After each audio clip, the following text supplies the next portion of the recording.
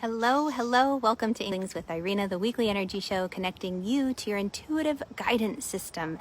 Today I want to talk about how to stop the energy drains and boost your creativity.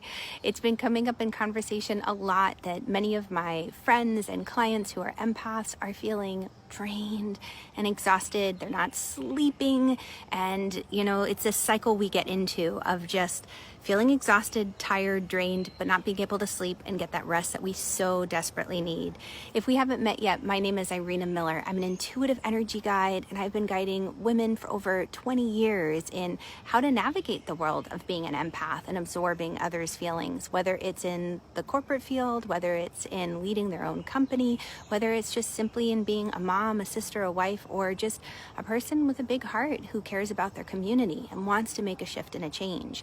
So today, when we talk about how to stop the energy drains, I want to get a little kind of fun and playful with you, which is how I love to approach the world of energy work.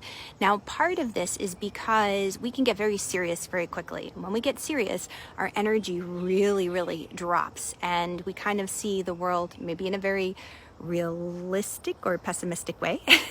And it's hard to flip the script and see the beauty because things feel so heavy. So being playful, being lighthearted, getting a good laugh in is a good way to disrupt the energy and to shift things so we can get out of that very heavy feeling where we're exhausted, we're drained, we just don't know what's going on, but we still can't even get a good night's rest. Hello, Katie. Hello, Don. So as you jump on, definitely give me a hello. Let me know if you've been having trouble sleeping lately.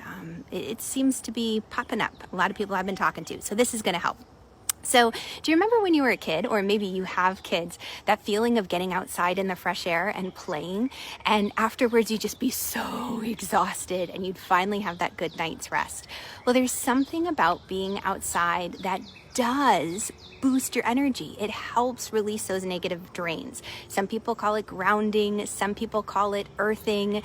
There's a lot of different technicalities for it. But basically what happens is, think of it like as we go through our life, if you're shuffling your feet on the carpet, you build up this electric static charge. And as you build up this static charge, what happens is eventually it has to go somewhere.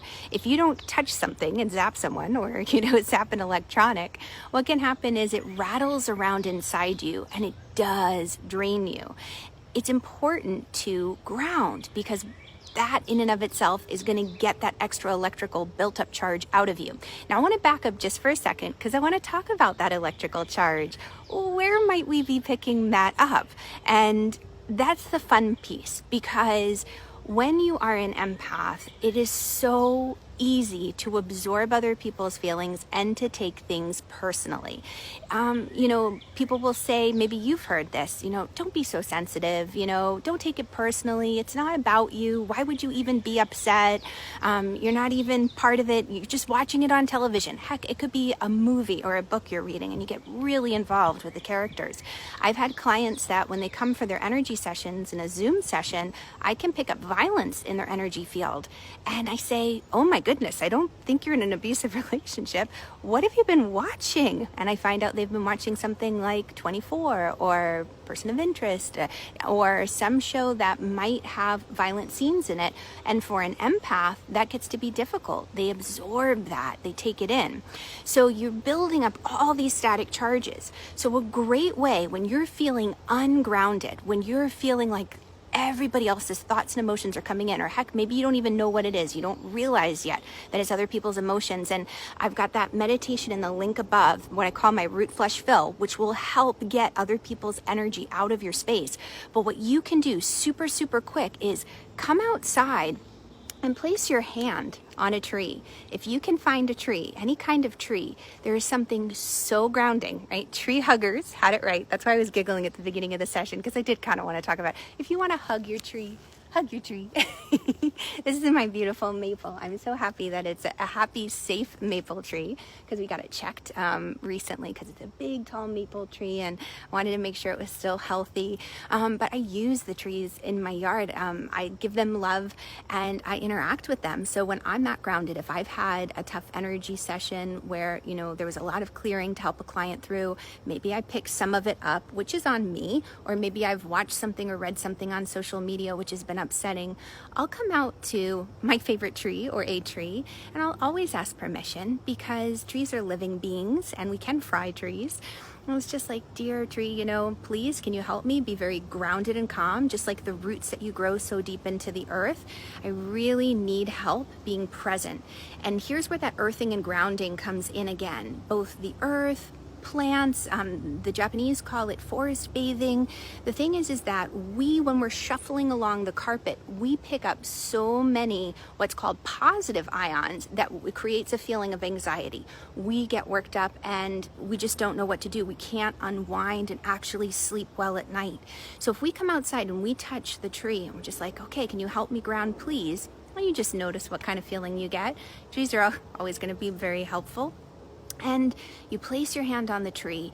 What's happening then is that you're getting the experience of negative ions, which is a good thing, which is going to help clear all those and neutralize all those positive ions that have built up in your field, that charge.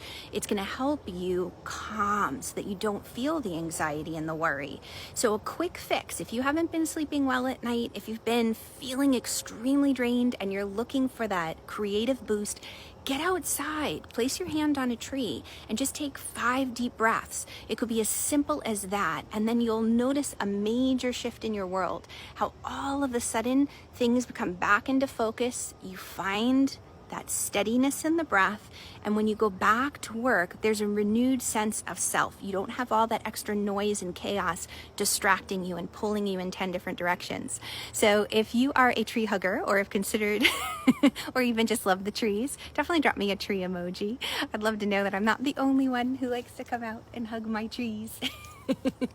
But yeah, I hope you have a wonderful day, that you get outside, you get to hug a tree, be a tree hugger with me, and ground, stop the energy drains, and get back into that flow of creativity. And if you want that exercise to really help root, flush, fill, get other people's energy out of your space, check out the link above. It's there for you, my gift to you. Okay, so much love to you all. Thank you for joining. Murphy, hello. Elena and Heather, hello.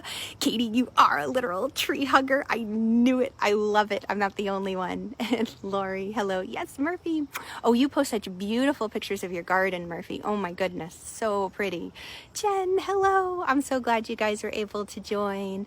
I love that there are more tree huggers than just me. All right, have an incredible, incredible day, and I'll catch you all on the flip side. Mwah. Bye, guys.